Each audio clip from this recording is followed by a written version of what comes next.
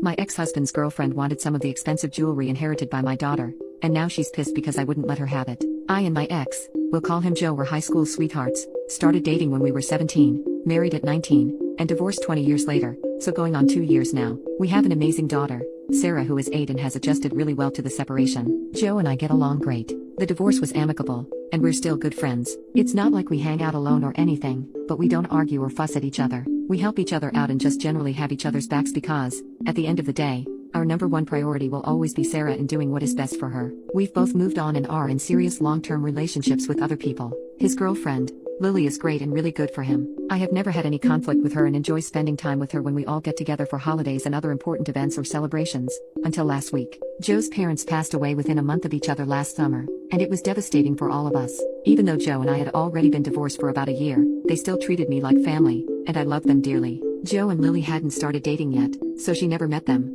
which is a shame. They were incredible people. It's a long story to get to the point, but I feel like the background is important. Last week, Sarah got a box in the mail from her aunt, who was responsible for dividing up my late mother-in-law's jewelry amongst the kids and grandkids. She had a huge collection of both costumes and more expensive fine jewelry. I let Joe know about it, and he explained that some of it was left to me, so when he would come over we sort through it together. Lily came with him, which was fine. It was extremely difficult, and we were both very emotional, so I'm glad she was there to support him. Here's where I think I may be the asshole. As we were going through the jewelry, we pulled out a couple of cheaper pieces of costume jewelry for Sarah to have now, and I had picked out a couple of rings, a necklace, and 3 pairs of earrings to keep, knowing that they would eventually go to Sarah as well. Joe and I agreed that the rest of it would be put away in the lockbox, and we each had a key to my house. We would stay there until Sarah is older and it goes to her. One of the pieces being put away is a beautiful set of ruby and diamond earrings and necklaces that are obviously very real, and we believe were passed down from Joe's grandmother. Lily had been admiring the set and commenting on how well it would go with the wedding dress she had been looking at. They aren't engaged,